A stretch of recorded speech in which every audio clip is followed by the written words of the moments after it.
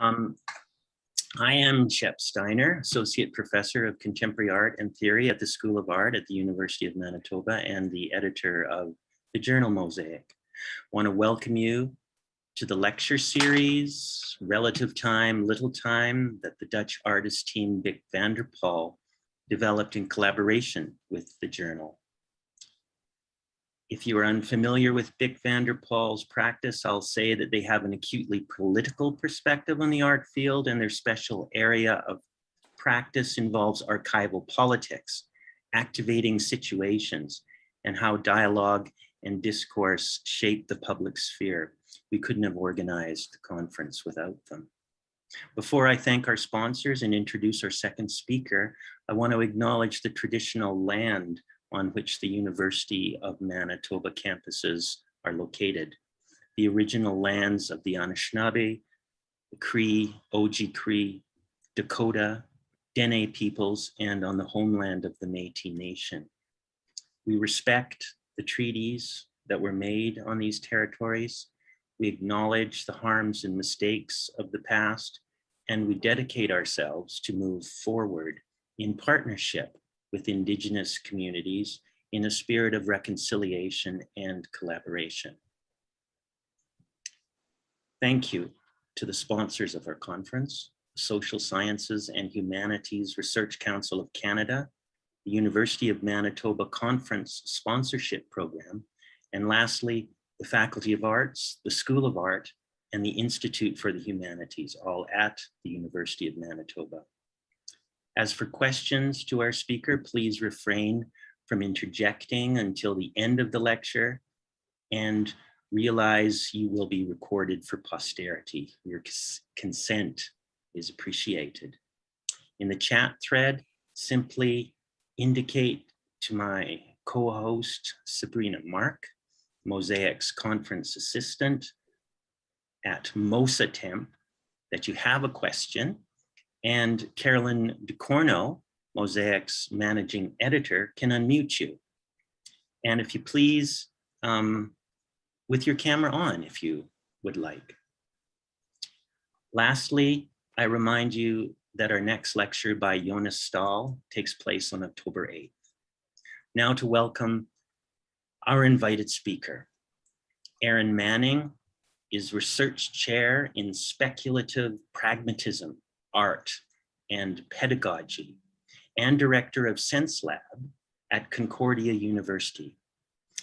She is an exhibiting artist, and her books include Relationscapes, Movement, Art, Philosophy from 2009, Always More Than One, Individuation's Dance from 2013, Thought in the Act, Passages in the Ecology of Experience, which she co-wrote with Brian Masumi in 2014, The Minor Gesture from 2016, and a book that she tells us has been released for pragmatics of the useless.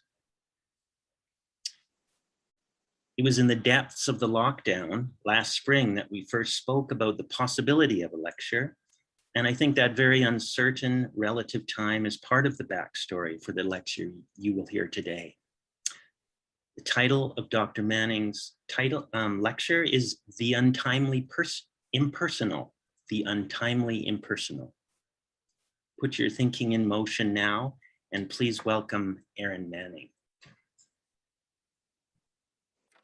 Thank you, Shep, and thank you to all of you for being there. You can hear me well?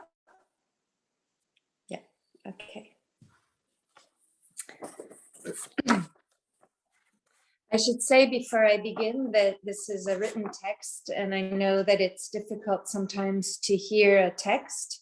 So if you're interested and you would like a copy of it, just email me or I can send it to Shep too. The untimely impersonal moves at the pace of neurodiverse time. Neurodiverse time is time out of time, time devoid of executive function, time not only nonlinear, but fundamentally ungraspable as a line or a block. Incalculable to its core, without a timeline, neurodiverse time is terrifying in its infradimensionality, exuberant in its yield. No wonder they rush in to quarter it up into zones they can police and barricade. Henri Bergson provides an opening onto the minor sociality of neurodiverse time. Duration, he says, is both multiplicity and one. It is multiplicity in its differential force, its quality of overlap. It is one in its resistance to quantity.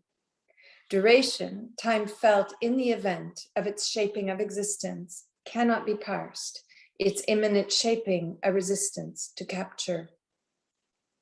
Neurodiverse time expresses itself in the minor sociality of the unparsable. The unparsable is incalculable. Its value is infrathin, outside the count. Felt often as an overfill void, its topology of spread, a continuous array of folds, an infinity of yield. The incalculable is not empty. It is one. Queer in its orientation, as Tavia Nyong'o might say, it refutes any order pre-imposed. This is its horror. The unwieldy quality of its durational asynchrony is felt in the unchunkability of that mode of perception that does not begin by segregating, chunking, categorizing. This mode of existence, which I have called autistic perception, untimes a body, overtimes it. A body and the world become one, the tether to that which might structure us less a line than a spread. Queer in its Black sociality, neurodiverse time is out of the grasp of me and mine, or accessible finitely only in the adjacency of what takes form through it. An object carries it, a thought, an action, but this carrying does not toe the line. It makes the surface resonate, body become time, object resonant. Time is felt in the overlap. To call them objects is to do this event time an injustice. Deleuze might call them objectiles. They are the projectiles of a world in movement, mattering the world into existence. Should this feel apolitical, it is only because what has colonized our imagination is the chunking of experience into manageable, parsable bits. To be a body, we are taught, is to manage an easy cleaving of objects and subjects. It is to know where we stand and how the world figures in that stand. It is to unknow the spread that dims the outline. There is great danger in recognizing the pulse of Adrian Piper's indexical time, we are taught, a time propulsive that edges into experience to tune it in ways unrecognizable as yet. Nyong'o calls this fugitive time, sensitive always to the real effects of movements beyond capture. The impersonal is not exactly the opposite of the personal. If the personal is the movement through which a framing takes place, organizing existence into a form, parsing objects and subjects, the impersonal is the force of all that moves relationally across that gesture. That is to say, the impersonal does not negate the personal, does not pretend the coming into form does not, must not happen. The impersonal, like the trans-individual in Gilbert Simondon, is the reminder that before it persons, and between the personings, and in excess of the person, there is a relational field. Minor sociality might be said to work as the force field through which personings are backgrounded in lieu of arcs and inflections and vectors that mobilize experience in the block of existence we call me. Shapings. To put it differently, if we begin with personing, if we assume a subject in advance of the world the quality of existence is determined in contrast to the norm from which it departs. Person versus world, object, subject, culture, nature. From the perspective of an account of time's activity, to begin with person is to extrude time from existence to feed it back in.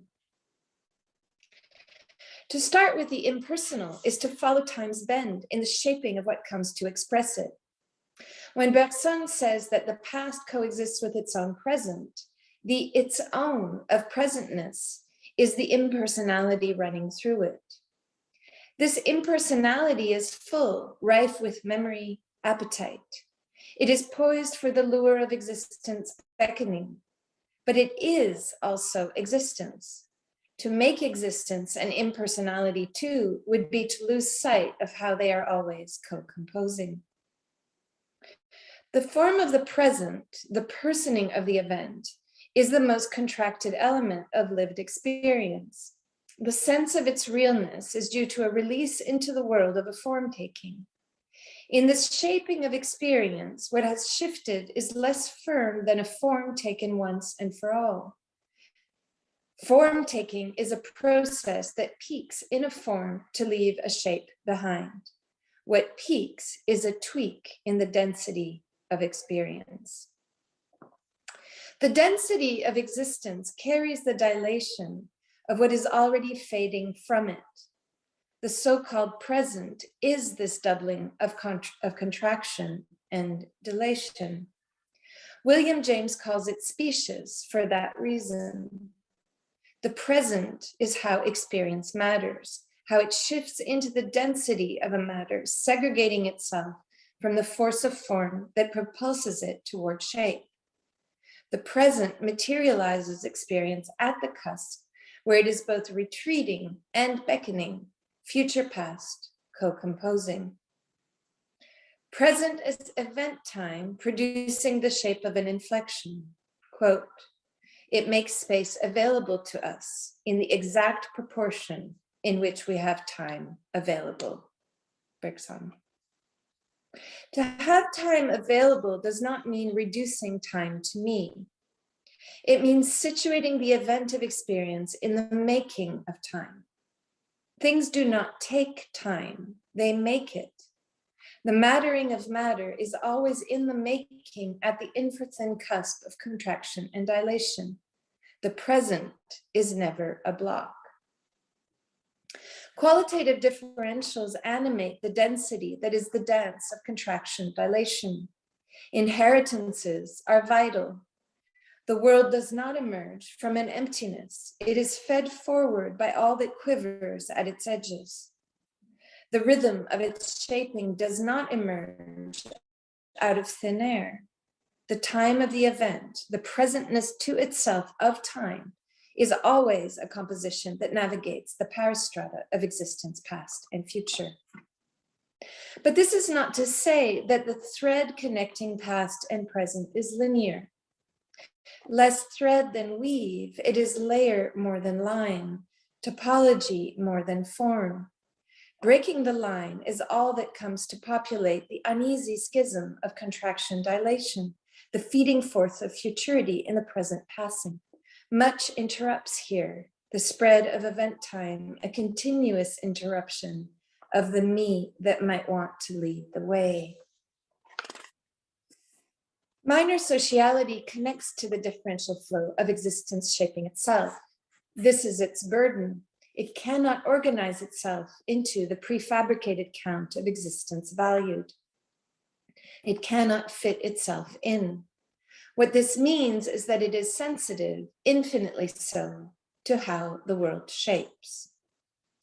Neurodiverse time feels the force of extension as part of its own immanent shaping. That is to say, neurodiverse time makes felt the way minor sociality makes its place or finds its space.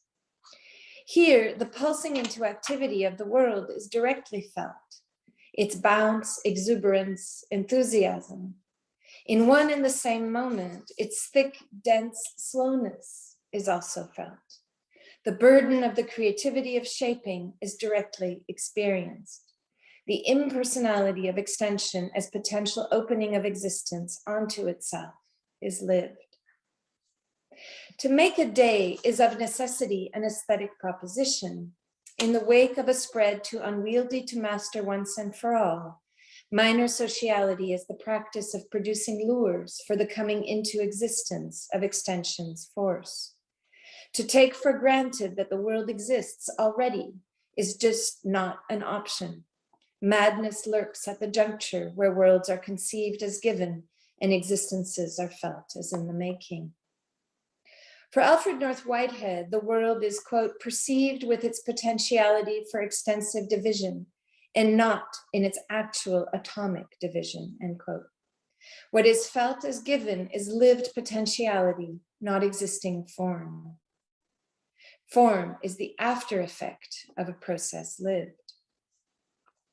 Neurotypical modalities of existence rely on form as a block of existence. This is taught from the earliest age, cementing a separation between body and world.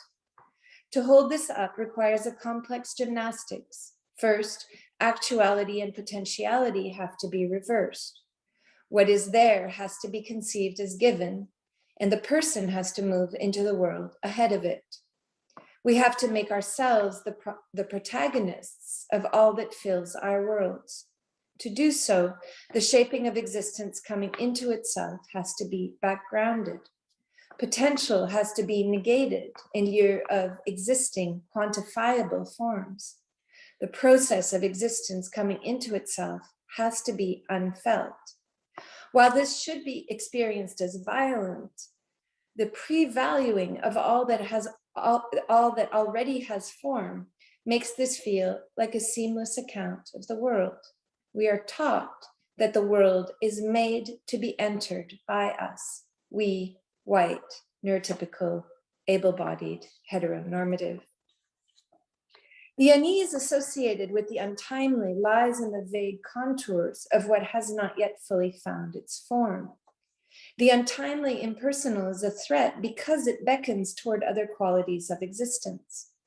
Valuing in an ethos of the pragmatics of the useless, the untimely impersonal doesn't know form as given.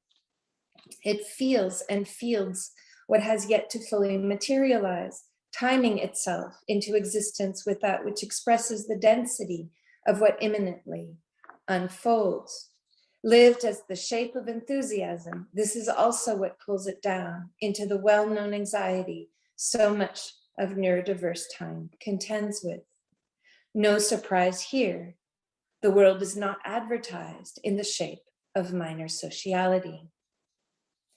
Minor sociality is a process. To make a day is to find the day, the density it has, the conviviality it makes, over and over and over again.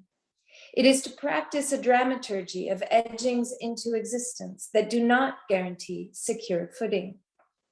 It is to not know in advance if there is a shape to align with.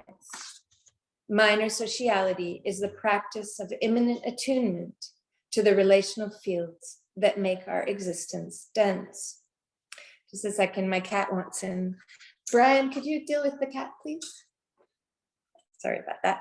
It's raining here and the cat is, of course, standing at the door looking completely confused about why I'm not getting up.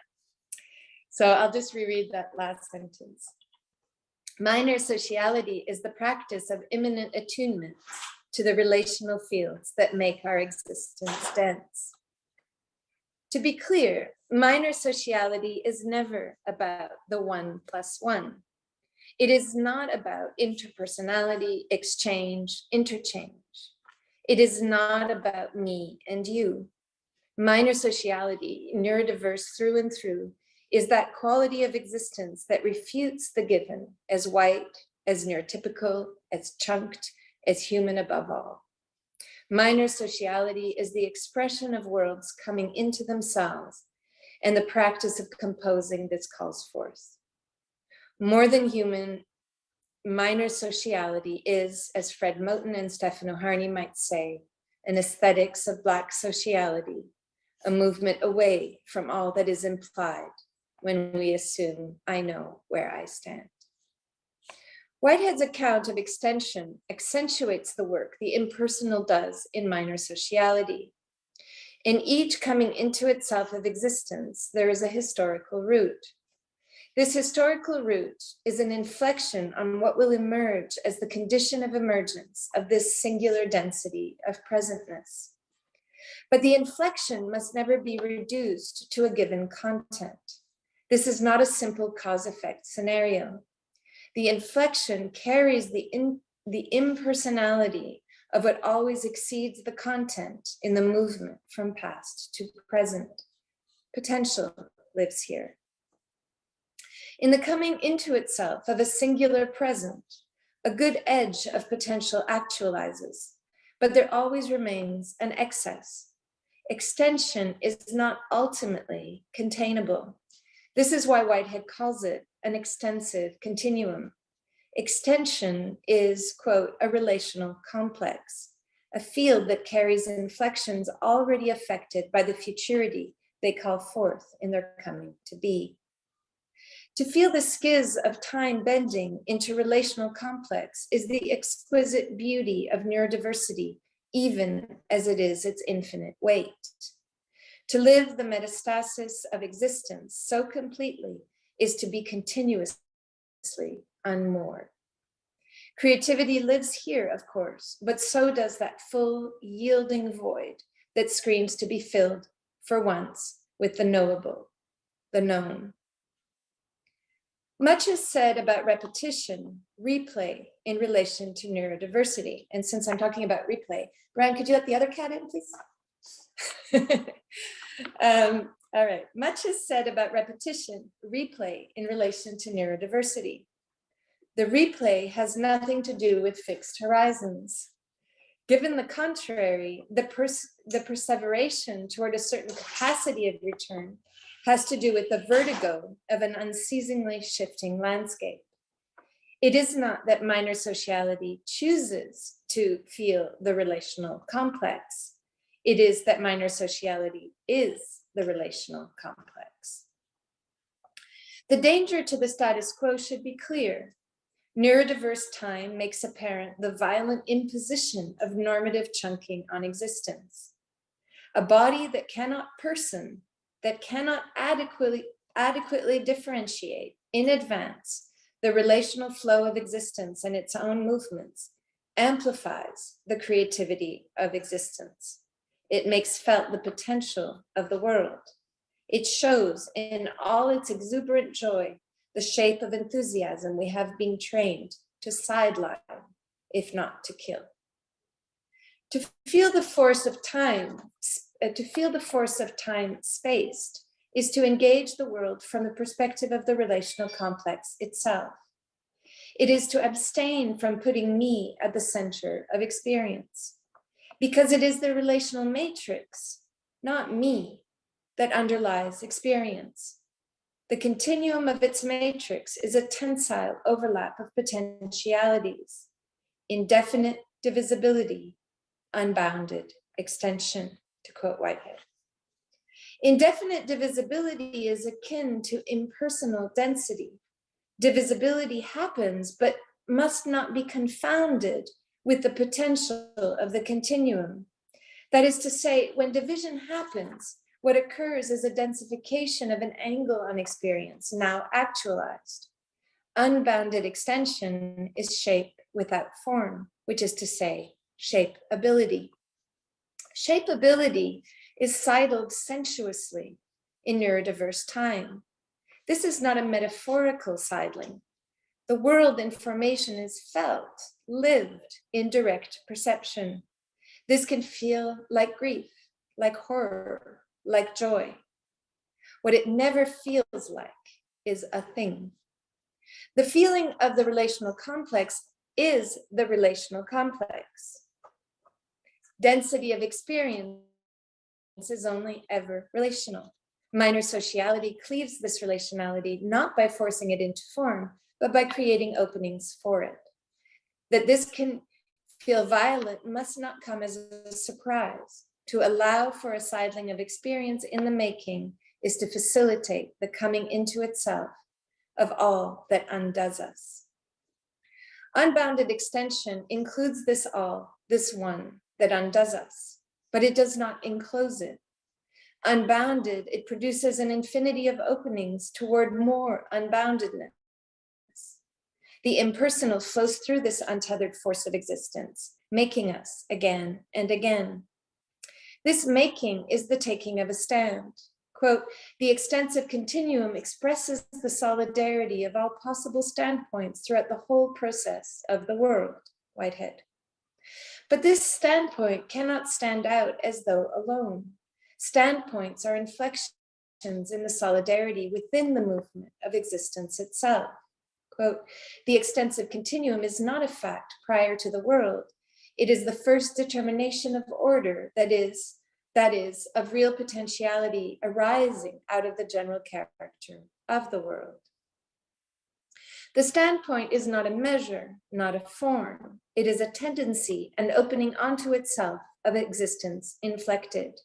To quote Whitehead again, in its full generality beyond the present epoch, it does not involve shapes, dimensions, or measurability. These are additional determinations of real potentiality arising from our cosmic epoch. Whitehead again, and Fennica now coming into the image. To take a stand is to have shifted the conditions of the cosmic epoch while being made by it. The way of carrying untimeliness is lived.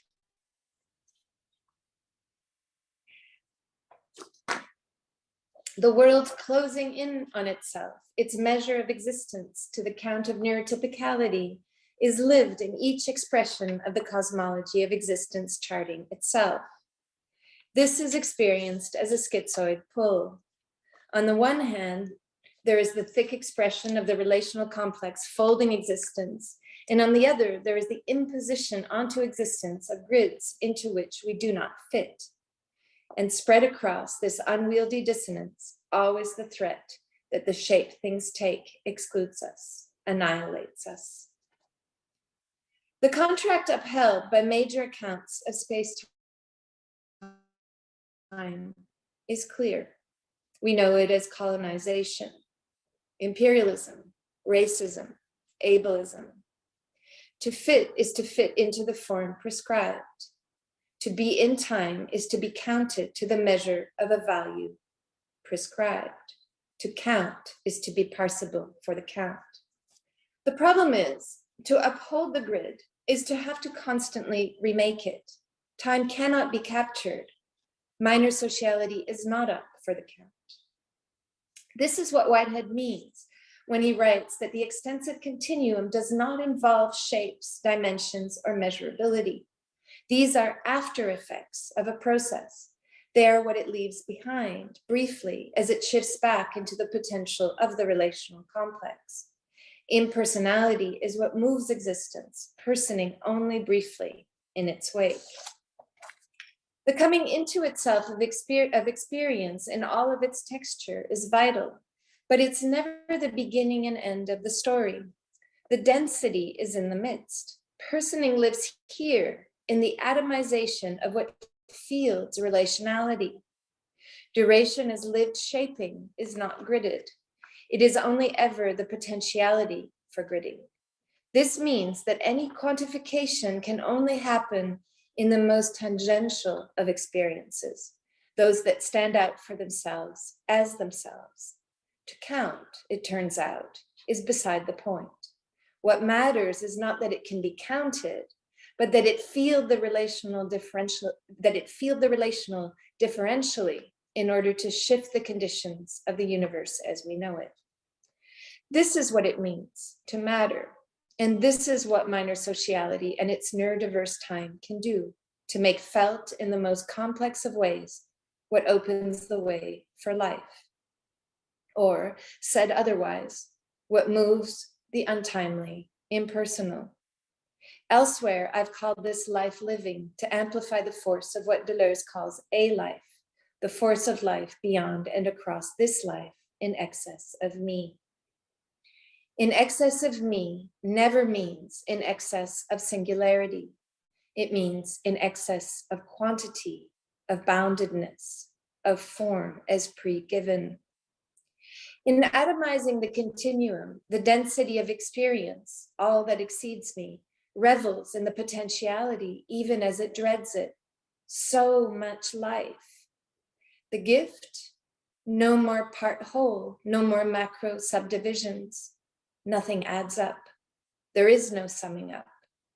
The untimely impersonal has shifted the tense toward the it is rather than the I am. It is a shimmer. It is a field, a vertiginously empty full hole, an uneasy untimeliness. It is. It is. Uneasy untimelinesses are concrescences, shapings into existence of worlds in the forming. That they peek into their own singular density is important, but only ever part of the story. When Whitehead writes that, quote, with the becoming of any actual entity, what was previously potential in the space-time continuum is now the primary phase in something actual. He is emphasizing that the actualization of experience carries all that still potentially runs through it. It is rife with all that still courses through it, inheritances and pulls toward unknowability alike. That the feeling is one of losing our footing cannot be surprising when experience reveals itself as the coming into itself of a concrescence that cannot but exceed the I we thought we were. For while the concrescence of existence produces, quote, a regional standpoint in the world, end quote, a certain density that conjoins the me we are becoming, limiting the field of potentiality, coursing through it is always also the, quote, solidarity of the world, that oneness of time that enfolds while it extends, contracting, dilating. To return to Bergson, the oneness of time never means the homogeneity of time. It means simply that time cannot be neatly subdivided, that each expression of time produces a world that makes more world. When Whitehead writes of the, quote, solidarity of the world, this is what he means. Every account of experience carries the oneness of the world with it, not as the wholeness of one, but as the angle on it of a perspective it carries. There is no perspective on the world. Perspective is in the world of the relational complex. Calls it, refuses any externality, any colonial objectiveness. To be in the world is to be in time, and to be in time is to make the world one many. Quote, the many become one and are increased by one, Whitehead. At the cusp where experience and density coalesce to shape existence into its density of presentness, what is produced is undisputable. It exists. To be sensitive to this shaping of existence is to have created a body for the unknowable. The cost of this quality of feeling can be high. The world comes at us in currents that can seem to swallow us whole. In the face of a day, the void can feel insurmountable in its quivering impatience. Or it can feel infinite, too still, so ineffable as to give us the sense that in fact no world at all is forming. Both can be unbearable. Structure can be necessary to survive all that doesn't neatly fold together in the face of worlds in the making. Repetition can be necessary. But structure will not ultimately be enough. Neurodiverse time's untimely impersonal feels beyond any structuring of existence. Techniques are necessary. Without them, depression, anxiety, dread, horror looms. Because the shape of enthusiasm has little to do with something so simple as good or bad. To live the stream of existence shaping is to participate in every joint of life's making. Time, as recently heard at Sense Lab, is not simply out of joint. It has too many joints. To navigate the untimely impersonal is to find practices that prevent too much dissolve, that make possible a certain handle on existence. The density must also be crafted. Too many joints at once brings us back to Bergsonian multiplicity and its oneness. Multiplicity layers, surfacing existence topologically. How to compose with an apportioning without dividing, Gilles Deleuze asks. How to be one and several without splitting, cutting, counting. The practice? Refuse the binary between the divisible and the indivisible. Recognize the affordance a ritual provides and follow its lure. Dwell in the structure of a repetition until you can hear its rhythm. Feel the cadence of a shaping. Explore the simultaneity of fluxes and how they occupy the same duration, holding each other in the duration of a third, to quote Deleuze. Singularity without separation, difference without separability, Denise Ferreira da Silva. The third is not the person, it is the activity of impersonally apportioning, of being apportioned by the event. Quote, there will now only be impersonal time in which all things will flow, Bergson. The time of the impersonal is one time, a one that is always multiple. This is what neurodiverse time feels and what it feels. Time is an infinity of fluxes that bend and shape bodies in the making. The relational complex produced in the bending is an aesthetic sociality, and it must be said to be Black, if Black life is the condition of minor sociality in the approximation of proximity of neurodiversity and Black life.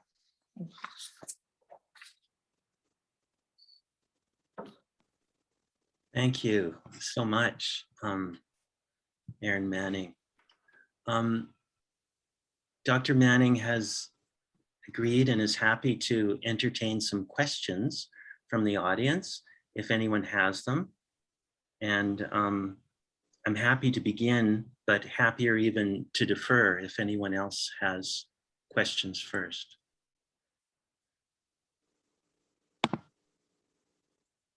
A daunting task to enter into dialogue with such a complicated and interesting essay. Are there any questions so far? Sabrina? Well, Sabrina, I won't be able to see anybody's with the screen sharing. Oh, sorry. True. Let me begin. And I have less of a question than perhaps just a reiteration. I mean, my best edge in what you propose is the distinction that you make between the neurotypical and the neurodiverse.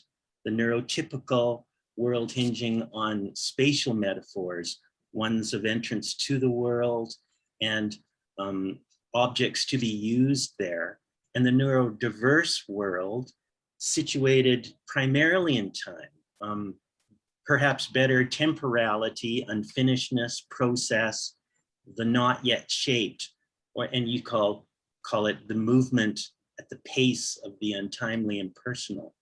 I can grab hold of this because I'm symptomatic of the neurotypical and its privilege. As an art historian, I obviously look at objects, something framed in terms of what you call blocked time.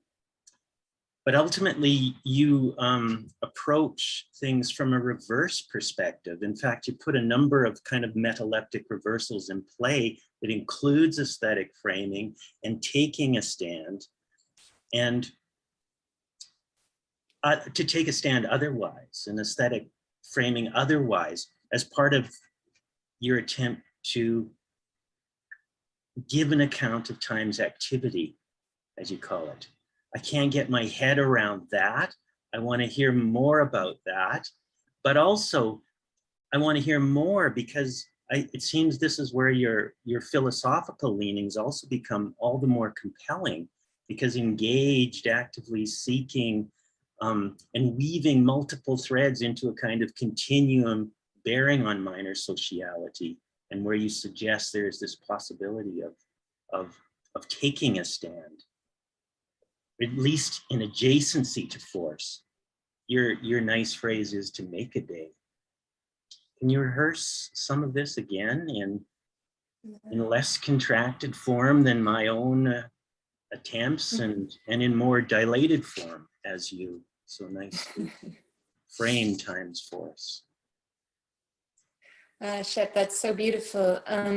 You know, there's a momentum to my own thinking that I've noticed over the years, where I'll finish a project, and then the pieces that come out after the project is done tend to be very, very dense. And so I'm aware when I'm giving this paper, which is why I said I'd be happy to send it, that it carries a lot of work with it. You know, it's not very, it's perhaps best entered through feeling.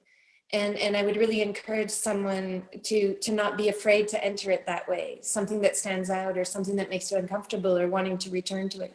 So maybe I'll just say a few things and then get to what you're talking about, just to frame it a little bit. So as you said in the introduction, my latest book is called For Pragmatics of the Useless. And in that book, I'm trying to think about value. I'm really working to understand how we come to a place where that which has value is ascribed in advance. And I begin with the work of Marcel Duchamp and the concept of the infrathin, and try to think really hard about his idea that there was this quality of existence that could not be parsed, that he called the infrathin. He described it in many different ways, as the sound that your corduroy pants make when you walk, but not the sound, as the space between the liquid and the cream container when you pour the cream. You know, just trying to understand these qualities of existence that are sort of left behind in the world, but they can't be organized. The heat in the seat when you stand up, you know, these kinds of things. And very few people have talked about this concept of Duchamp's, but I think we might, I mean, I don't say this in the book, but I do think we might have a different way of reading art history if we took the infrathin as seriously as he did, and if we thought about the ready-made in terms of the infrathin. But that's for someone like you to do, or for an art historian to do. And since I'm not that knowledgeable in art history, I left that to the art historians. But so what I was trying to do in For Pragmatics of the Useless was to recast this question of value. And as you say so beautifully, I'm thinking here of neurodiversity, and I'm thinking of neurodiversity not as a person, but rather as a modality of existence that is unvalued, even more so than undervalued. Unvalued in the sense that it can't be categorized such that it can be valued within the parsable value systems of capitalist, post-capitalist, not post-capitalist, of capitalist existence. And what I'm trying to do there throughout the whole book is to create ways for us to understand that neurotypicality is never a person. Neurotypicality is a modality of existence that has value, that we're trained into. And one of the places that trains us into that is academia. So I'm always very aware that when I'm in this kind of context, I'm also rebuilding that context. You know, it's a paradoxical way to think, for sure. And in For Pragmatics of the Useless, I'm trying to think about how that model of existence that is valued, neurotypicality, modes of existence that organize our bodies and our ways of learning, is also whiteness. So I'm really trying to think the two together, where whiteness is not reducible to white people, but white people have a very particular form of privilege in association to it.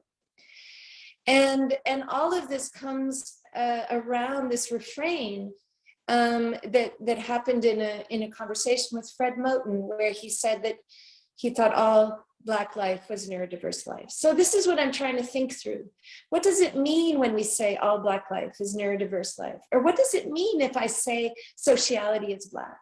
What does that mean? How does that unmoor the conditions of existence. And what does that do to the ways in which time has been fashioned in the account, in the Kantian account of the function of critique of pure reason, where we are told that the world is ours to take, that the colonial gesture is one of courting the world as though it were theirs to court.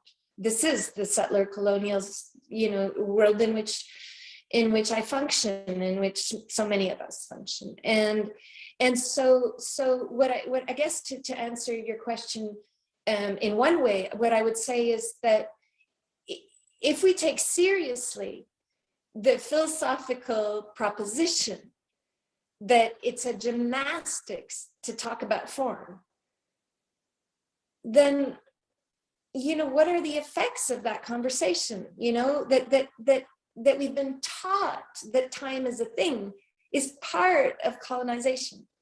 If we undo that thinking, everything that we've built is at risk, as in terms of the white structures of existence, if we take that seriously, including the concept of the personal, because the concept of the personal reduces existence to me in a way that puts me in front of the world.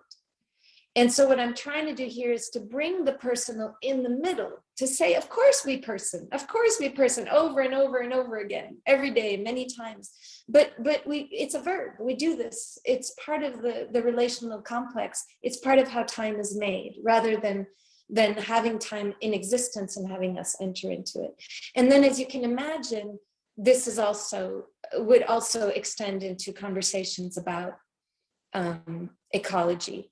And so, one of the ways, just one image that you might hold, as so many of us hold the images of the unmarked graves of children in around residential schools, is that colonialism is a practice of clearing. Colonialism comes into a territory to make it naked. It takes the trees out, literally. It moves the nature away in order to take a space, in order to build an open field. And that open field privileges a certain way of centering itself. And this is what I'm trying to think up against, without saying any of those things perhaps as directly as I could. Thank you, Erin. Sabrina, do we have some questions? Not yet, although I had sort of a question or something I'd like to hear more about. I'm curious about these ideas of Blackness and whiteness, because it's obviously tied to race, but it's clearly not just race. And I'm also wondering about the connections of whiteness with the typical, as sort of like a Western-centric view, and what that might mean. Like whiteness isn't necessarily the typical if you're somewhere else in the world, even though it still has those like colonial connotations. So what I'm trying to do here, following many people, some of whom you're going to hear in the weeks to come, like Denise Ferreira da Silva, is talk about systemic modalities of existence. And I'm following here thought from Black studies specifically, where there's a difference that is made between Blackness and Black people. The difference is not suggesting that Black people aren't Black, obviously, but it's refusing to recount difference on an epidermal model.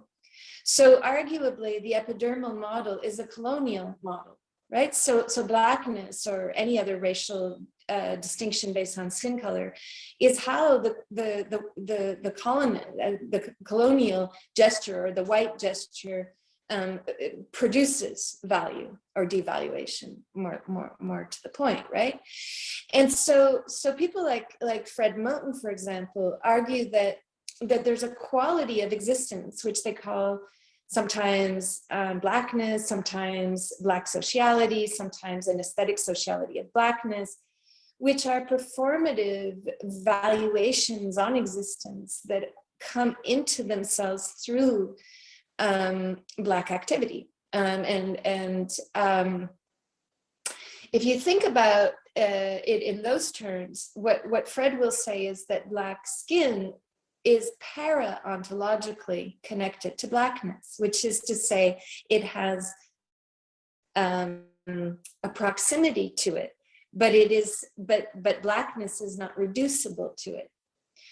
Because if Fred Moten were to say that Blackness were reducible to it, he would be back into a notion of existence that presupposed a subject before the world.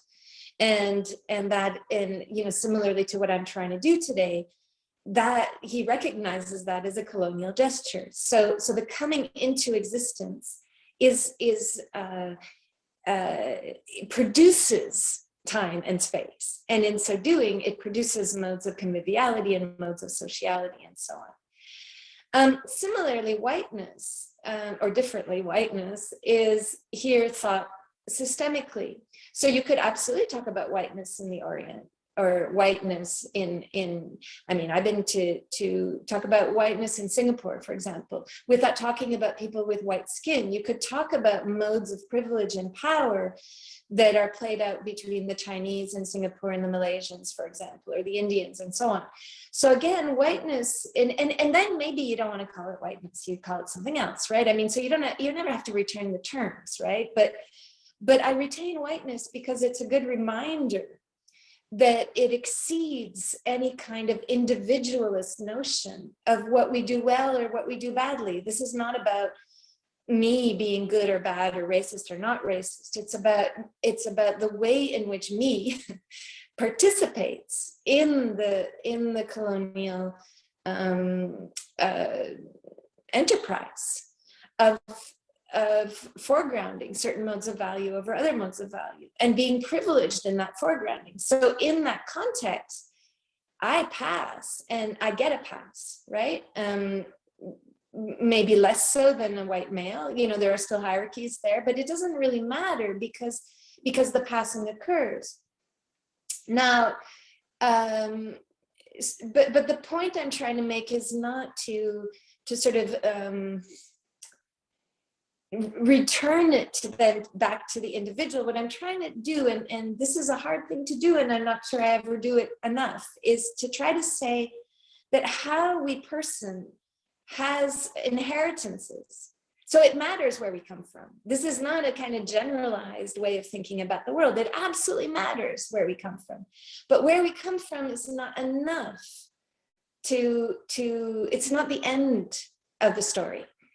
How we are coming into the world is also part of that story. And this is the tension that is trying to be expressed here.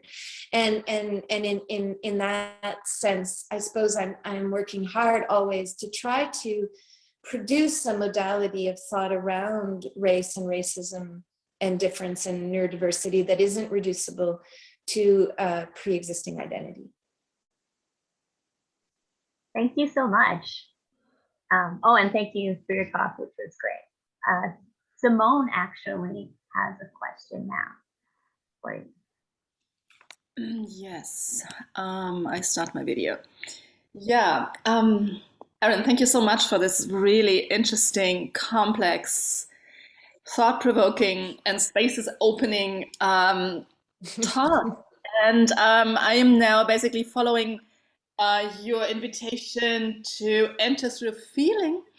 And also, I would like to make a comment on your point that academia trains us to neurotypicality.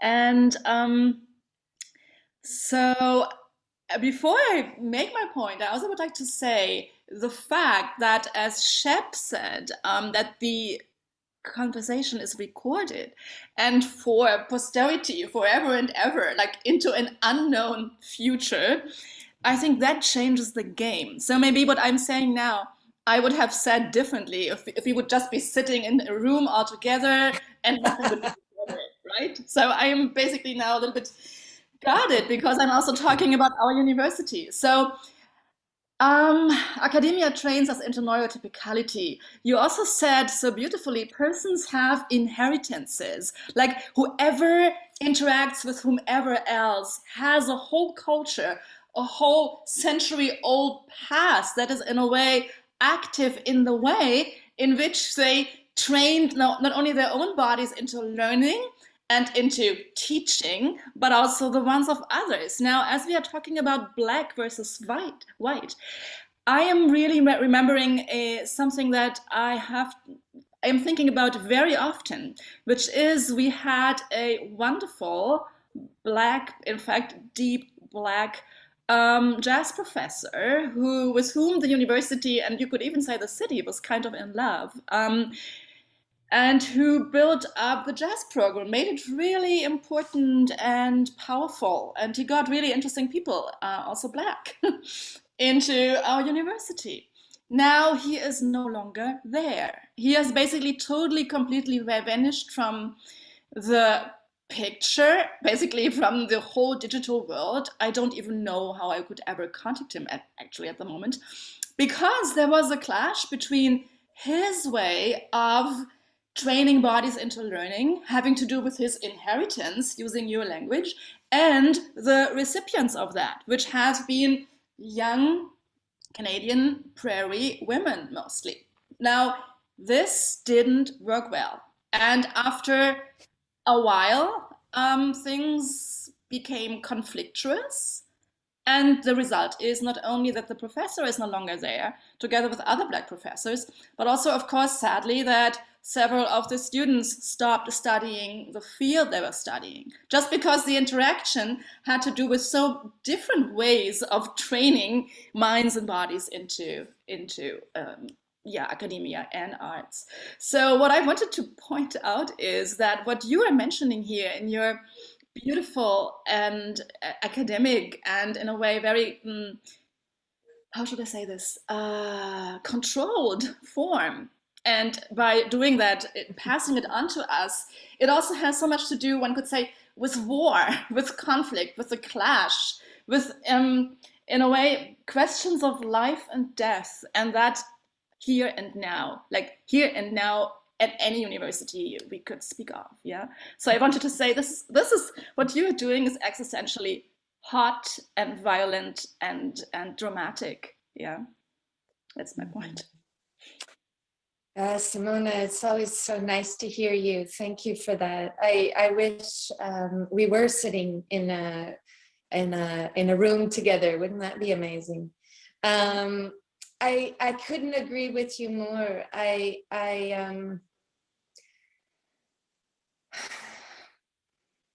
When I published for Pragmatics of the Useless, one of the people who reviewed it said that what struck them was that there was no redemption for the university in my account. And I don't think I would have said it so starkly, but unfortunately, I feel it very starkly. And what that doesn't mean is that there's no possibility for collective thought. Quite the contrary. That I've always felt that the collective thinking that was possible wasn't possible because of the university. It was possible because thought has the capacity to captivate and to move. So almost despite the institutional structures that we work in, and I say that recognizing or wanting to recognize the university's own impersonality. It would be really false to think of the university as people. It's a machine. It's a template that we all know, whether we're a student or faculty, that we fit into or we don't fit into or get excluded from. And the university will only allow a certain amount of deviation. Today, I was reviewing an academic paper. It was an anonymous review, as many of us do. And this was somebody who was an artist who was doing beautiful work on thinking about how art shifts the conditions of pedagogy. And this person was talking about their own art practice and their pedagogy in relation to it. And although the art practice was gorgeous and the thinking was beautiful, all I could feel in reading the paper was this person's fear. The fear of not saying it right, the fear of not quoting the right person, the fear of standing out in the wrong way. And so what was left was a feeling of the paper not ever getting to where it could go, because it was so afraid of going there, but with such good reason, right? So what I want to be in conversation, whether we're in conversation today about this or whether people are in conversation with each other about this, is how to collectively recognize that it is this fear that we institutionalize when we support the institutions in which we teach. It is. This person is writing into a model. They're writing into a model where they already feel devalued because of their race, probably because of their practices and so on. And so yeah, the consequences are violent as the violence that causes them, I think. And I appreciate that you can recognize that. I think, I'm not surprised that you can recognize it, but I think that the thing that keeps me up at night is the question of who do we ask to take a risk? And often I feel like we're asking the students to take a risk when those of us who are in positions of power should be taking the risks. Yeah, thank you so much. Sabrina, may I have one short follow-up or should we continue? Okay.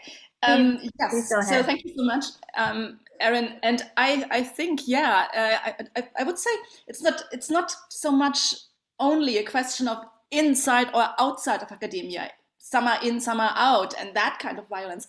I think it has a lot to do with negotiation and with retraining how to talk to each other. Yeah, so we have, just going back to this example, simply because we were also talking about black and white and certain forms of typicality. So we had on the one hand a black male professor, on the other hand white female students. Both had clearly totally different backgrounds, cultural habits of interacting. Now, instead of that the professor is at a certain point no longer there, the students at a certain point have stopped studying music. Instead of this to happen, how can we train, teach, invite each other to learn to talk with each other? Yeah, how can both sides explain, talk, make visible, make felt what their form of typically is? Yeah, or untypicality. Yeah, what their I think it's so important and complex, the question you ask, and I think in the context in which I teach, the majority is always white, and that's not to say that would be the case everywhere at Concordia, but in fine arts that tends to be the case, and I'm often aware that, and I do write about this in For Pragmatics of the Useless, that a racialized student comes into an environment already with the burden of carrying the racialization with them. So the white student doesn't carry the racialization with them for reasons of privilege. There's a presupposition that their place is there. And I think that from what I've seen and what I know of my Black colleagues or my Asian colleagues or my Middle Eastern colleagues, that's also true of them, that there's never a big enough number for a cultural shift to happen. And so there is this kind of us and them scenario that gets played out over and over again. Honestly, I think we would have to rethink the whole idea of what it is to be in a classroom together radically in order to address this issue, and to be in the world together. And I think some of us are doing that.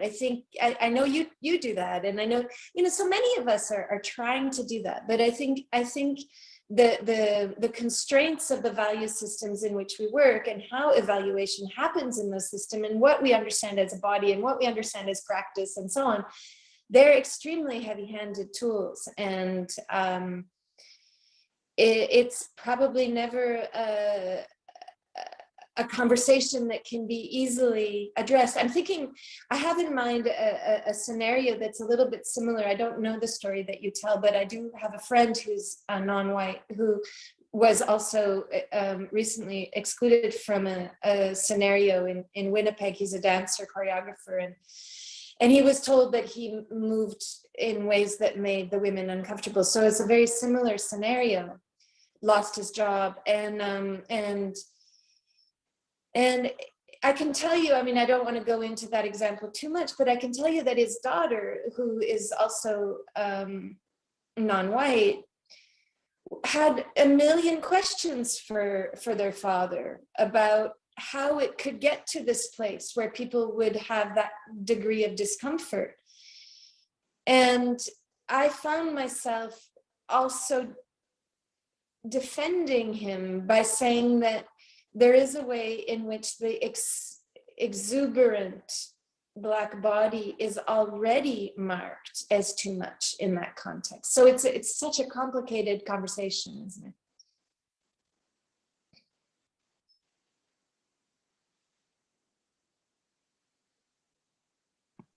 Is there another question in the chat, Sabrina? No, there is not at the moment. Perhaps I could ask you one more question, Erin. I got the feeling of a slight organicist current. I'm not sure if that's the right word exactly, running through the Untimely Impersonal. Though it seems like you hesitate to go there. You know, I was always thinking about current and flow and water as a way to understand what was going on in your paper, but those metaphors are something you hesitate, and instead you choose the vocabulary of minor sociality for a good reason. And so I wonder, how do we, or should we, include technical objects in the relational field? I imagine you would in your practice, as they would be part of staging any performance. Can you speak to the technical? Is it what pushes the relational field as force, and against which you ask us to stand? Just a kind of a question about that. It's a beautiful question. I think elsewhere I would do that. Sometimes it's just that I'm trying to tease something out. And in this particular piece, I think I'm really trying to understand the extensive continuum, which is such a complex concept in Whitehead. And I'm really trying to work it out, you know? But I absolutely agree with you that I do think of the object as what is grown in the mattering of existence. It's forever growing. And in my own practice, I need the object. The object orients the work, the thinking, the moving, for sure. And it does it always in singular ways. So my only hesitation around the object is when it's understood to be the end point rather than the midpoint. And there I think I just really betray my alliances to process philosophy, which always understands this really important cadence between atomicity and process, so that it absolutely matters that things take form. The world couldn't exist without it, and that the taking form is never the end. And so this tension. I think I was saying to you before that something very particular moved this paper into existence, and that was the purchase of a large tract of land in the creation or the moving forward of a project that we've been working on here for a long time called the Three Ecologies Project, which seeks to bring together the conceptual, the environmental, and the social. And these are concepts from Felix Guattari. And foreground the ecological or the environmental. And so this project, if people are interested, you can look at their website, 3ecologies.org. But the project has to do with a practice of giving the land back to the land. So what is it to commit to land purchase that takes land out of property, puts it into trusts or puts it into foundations so that it can't be bought and sold, so that it returns to another matrix of where people can live without having to purchase it. And in this context, we're working with alternative energies. So this is an off-the-grid portion of land. And what I found on this land is that it makes demands on time that can feel really neurotypical. In the sense that, well, it's just very practical, you know. The solar system in Canada, in most of Canada, is really challenged in the winter, and where you might be lucky with 3 or 4 hours of usable sun, and you will likely need to be assisted with generators. But the problem is, in Canada, it's cold, and generators are built to only work up to -10, which is totally ridiculous, but it's true. And so suddenly you find yourself needing to fix generators in the middle of the night when you're a philosopher artist, and it's not like you could wait till tomorrow. So suddenly time becomes this kind of demand. This, like, it snowed and you have to get the shovel out, because if the generator is under snow, it's going to start even less, you know. Or the sun's not coming in and you have to look at the counter and see, wow, you know, can I really take a shower today? No, I can't take a shower. There's not enough. So I've been thinking about all of these modes of, all of these demands on time, which are very difficult for neurodiverse bodies. And I've been thinking a lot about the violence of that as well. So I've just been trying to sort out how we live in all of these paradoxical situations, and how we might construct socialities or convivialities that make it possible, that make it possible to not reinstitutionalize. And that's sort of where the thinking is going. So absolutely, the object has a role to play always for me. It's just backgrounded in this paper.